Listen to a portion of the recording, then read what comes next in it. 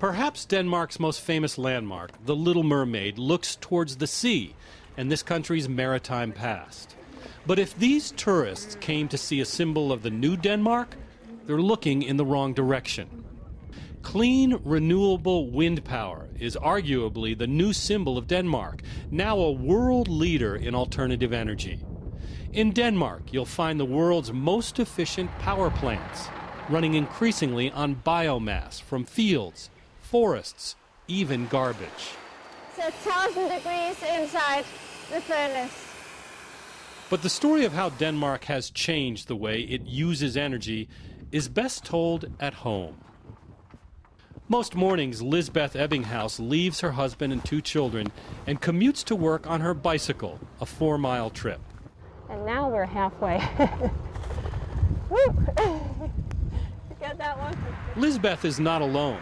More Danes bicycle to work per capita than anyone in the world. It's a 25-minute ride every morning, eh? Not bad. No, it's not. It's nice weather, huh? Recent polls show Danes are not only largely willing to conserve energy and promote renewable energy, they're willing to pay for it. Lisbeth's husband, John, is American. When I came here, I was encouraged by my new wife, oh, don't take too long a shower because we pay for that. Okay? And every time you left the room, you turn the light off. The family saves water while waiting for their showers. They catch rain off their roof to help water the garden. They bought a super efficient clothes washer too and dry their clothes outside even in the wintertime. It's a practice by itself that saves up to 1/4 of their energy bill. Lisbeth works for the power company. There's nothing like getting into a bed that's just been washed, the sheets have been washed outside and you come in and it's fresh, it's really fresh. They heat with natural gas, but they use their wood stove to keep costs down. And they are now insulating to the highest standards. Yeah, I look forward to seeing this entire area blanketed with this stuff. The proof is in their bills. Despite living in a cold country with high government energy taxes, this family of 4 spends only $160 a month on gas to heat their home, hot water, and for cooking. In fact, the average Danish family consumes less than 1/2 the energy of the average American family. Why do they do it?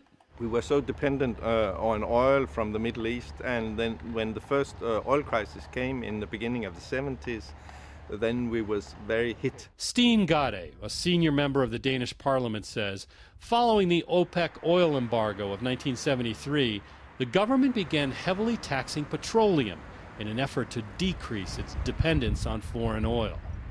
They purposely made gasoline expensive by taxing it. It's now about $6 a gallon. As for their cars, this new Ford Focus costs $51,000 in Denmark. $34,000 of that is tax. Yet most Danes, like this retired baker buying a car, understand the benefits of that. Yes, I think so. It's a tax that our state needs for financing a lot of different things. So it's fine. In the 80s, the Danish government tightened the belt, and they tightened it till it hurt. And people got very used to turning the thermostat down and putting a lower wattage bulb in and riding your bicycle to work, because everything was taxed to the maximum. Many here will tell you that when the Danish government began heavily taxing oil and autos and energy consumption, it wasn't because it was wonderfully far-sighted. Rather, it just wanted more money and higher taxes. But regardless of the motivation, look what happened. 80% of Denmark's electricity used to be dependent on imported oil. Now, Denmark is a net exporter of energy. The Danish company Vestas is now the largest windmill company in the world. Wind alone has created 30,000 new jobs. Now today we are running 20% on wind power in Denmark, and the ambitions of the government is to at least double this as we go forward for the next 10 years. And if there's a Danish miracle, it's this. While energy use in the United States has skyrocketed for 30 straight years, Denmark's energy use has not grown at all. In 20 years, its economy has grown 78%, while cutting its carbon emissions in half. Many people have said that is impossible, that cannot be done. but we have done it. Taxing energy, subsidizing alternative technologies has not only reduced Denmark's dependency on oil, it's created thousands of new jobs and left John Ebbinghaus feeling a bit more Danish every year. I feel privileged to know how I can make less of an energy footprint than your average person, and I'm the one that gets to reap the benefits of that. For World Focus, John Larson in Copenhagen.